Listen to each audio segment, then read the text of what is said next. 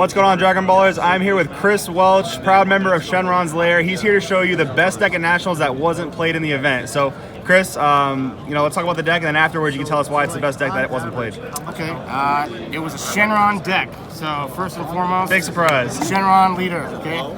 But it is not the conventional Shenron decks that are being played right now. Yeah, it is pretty different for sure. So the deck, I noticed when I was playing it was that all it really lost to was aggro, like turn 2 Digging Deep, or like turn 2 Source of Power, or crazy like turn 2 OTK kind of decks. So if you can get around those and beat those, I think majority of the time you can play really well and outplay the mirror match, as long as some high variance play doesn't happen, like 4 objections on their side or something like that. So Dragon Ball leader, Shenron, triple attack. It's a ramp deck, so we chose Shenron because it gives us more reach versus aggro specifically. Yeah, better than Porunga just because you can turn any threat into a winning threat. Any threat into a win con against the aggro decks. So first is the only 5 Dragon Balls. We did the 1-star and the Super. This is because the 1-star on turn 2 gets rid of Super, and against aggro you don't want to tap out, so this allows you to not tap out and still awaken turn 2. A lot of people were playing 6 balls and 1 Super, but if you want to awaken turn 2, that means you have to tap out. So I didn't want to do that. It sounds interesting, but like the cards would have to be kind of balanced. The best card, 4 objection. This card needs to be banned. I was just about to ask you that. What do you think about that? This card absolutely deserves to be banned. This card should not exist, especially with 4 World Peace. There's no way these two should be in the same format. As a matter of fact, this card also needs to be banned, okay? Please ban both these cards, Bandai. Next ban list. You heard it here first. 4 World Peace, very good. Gets all your bombs.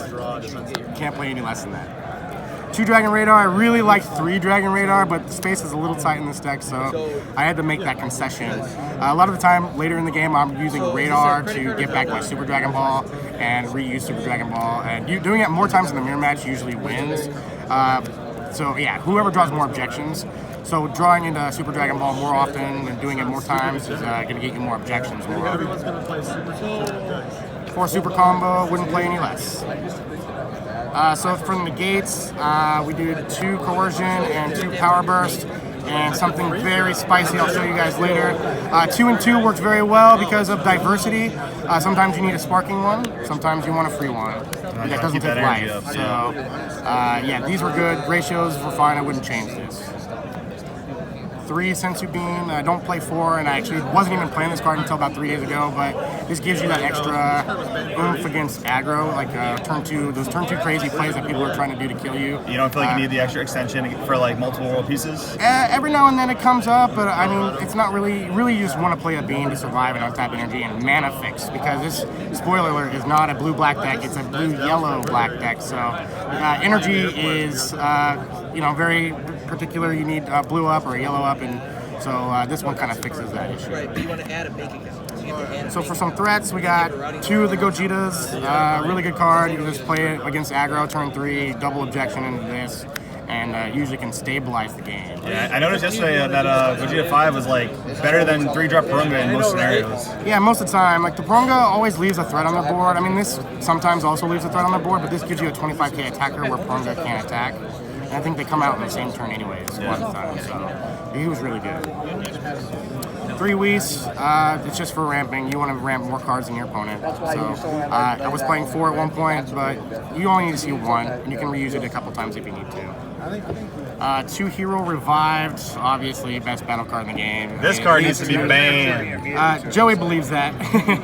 I think it's very strong, and if you can do it like turn 4, that's super unfair. But it's not Gogeta that allows you to do that. Really, it's a world peace, yeah. So, but yeah, turn 4 a lot of the time, I'm playing him, and then I'm playing another bomb, and one of my other bombs is usually winning the game, but he's always my first go-to guy when I play my first world peace for all my 7 energy time. So I play him before like Victory Strike or something like that. 1 Kaioken. I didn't play multiples because you never want to really draw him. He's really good, like if you draw him early and you can discard him with Super Dragon Ball or combo him away, but if drawing multiples is really bad, you can never charge him, so 1 was good enough. Half the games you don't even play him, so... almost like another secret rare. Yeah, it's almost like another secret rare. And then Victory Strike, which is the card we win with probably the most. This card is stupid, ridiculous, powerful. It does some very degenerate stuff, and there's an interesting interaction in the deck, which I'll go over afterwards, that just puts us over the top. As a matter of fact, it's with this card. So 2 King Vegetas, we love this card. This card allows us to stabilize versus the mirror match. If you're on the play, you go for Gogeta 7. But if you're on the draw, you need to go for this guy so you don't lose to it. Yeah, So and you don't when, get Gogeta 7. when he's on the board, Victory Strike is not. Victory Strike's still not so negated, right? This is the combo, yeah. So if he's on the board, you're sitting with him, you can play him, and they can't chomp with the Trickster or anything, but he's still alive. They can't negate his attack. So there's only 1 out in the game, and well, I guess you could say 2 out in the game. Mafuba and UI Goku, the Unstoppable. So very powerful interaction. And then we have a yellow package in our deck. 2 absolute defense Great Ape King Vegetas. These guys are mostly for yellow energy, but they turn off King Vegeta. You can evolve on top of him and then play World Peace for Gogeta 7, then play another World Peace. All on 7 energy. You can evolve for 3, play 1 for 4, and then play a free play World Peace for 4 as well. So yeah, he turns him off, but also he's a really good card to go all in with against aggro, because like Gogeta 5, if you look at Gogeta 5, he's 25k and he's great at like stabilizing, but it's, you know, his combo when you're going all in with him is like 45, 35, something like that. But when you're going all in on triple attack, Great Ape King Vegeta, it's like 60k, 60k, Yeah, 60k. every single one of your 10k combo Saiyans in the deck is free. Gogeta 7, Victory Strike, all of Kaioken. them, yeah. So he's yellow energy, very important. And then we get to the best negate in the game, 4 Flying Nimbus. Yeah, I heard resolving 4. This is good. Most people don't respect it. They don't, you know, no one expects it in Shenron especially. So you see people like overextending, making plays they wouldn't normally, and then they get blown out by it. But a majority of the time, you just need to resolve like 1 or 2 on turn 3 and 4 to just get you by. And there's no really play around for this besides Cooler. So, and even Cooler doesn't feel really bad when you're playing against a yellow Broly deck. You can play around Cooler by leaving 2 energy up a lot of the time. So yeah, like they could Cooler this one, but if you have another one, they get blown out. So that's why I worry about the turn 2 Source of Power decks. They're the only ones that can really kill you fast enough. So like Nimbus really helps against those. And then 4 Personal Ambition. This card says I get to draw all my unsearchable cards more often, so my objections are more often.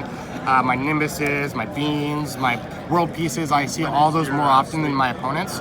And then also there's a time when I can play Super Dragon Ball on 2, and then I awaken, get this back, free play with my leader and untap an energy, that way I'm not dead. And I do that also when I play Dragon Radar for Super Dragon Ball, get back a Personal Ambition with it, so when I'm playing that play, I'm never really tapping out. Yeah, if you thought 7 Dragon Ball's broken, try 11. It's really good. Yeah, so we love lower to the ground, like smaller decks, and this is what allows that to happen, so more consistent. Last but not least, the best tech in the deck that I don't think I saw anybody playing this weekend. 6-drop Broly. He is amazing. If you don't know what he does, he has a rival for green-yellow. Not important in this deck specifically. It may be possible if you charge Victory Strike and then combo a Kaioken or something. Very unlikely to rival him. But his play is when you play him, or when this card is switched to active mode by one of your skills, you activate one of these effects. You choose a guy on their board that is greater than or equal to their energy and destroy it, which doesn't really come up as much. The second effect says draw a card and then switch one of your opponent cards to rest mode. So if you play this when they have 4 open energy, you can play a World Peace for this guy, tap one of their blue yellows, whatever, and then now they can't UI Ultimate Unstoppable Goku on your guy. So. Does he trigger if you give him triple attack with the leader? Yes. So a lot of time against Janemba, I'll get him out on 6 energy, and I'll let him sit there. On 7 energy, I give him triple attack, and he'll rest up to 2 energy that way as well. So he enables a lot of OTKs. A lot of people don't know he's in the deck, so what happens is they're being hyper aggressive towards me, they're only leaving 1 energy up, so this guy can just be an absolute blowout by playing him, tapping their energy down, and then just going all in with something. They have no answers. They have no answers. This guy is amazing. He's also yellow, so you can discard him with Nimbus and other things, so he's pretty good, yeah. So that's generally the deck, and this is what we talked about, one of the best decks being. So against all the aggro, we saw a ton of U6, saw a ton of other aggressive 8 decks. Why do you think this would have been the best deck to play in the room? Those decks can't play around Nimbus. None of those decks can play around Nimbus. Nimbus is just the best negate in the game. It says, I buy a whole turn just by playing this 1 negate. And in conjunction with Power Burst or Coercion, if you have Nimbus plus 2 negates, you end your opponent's turn completely.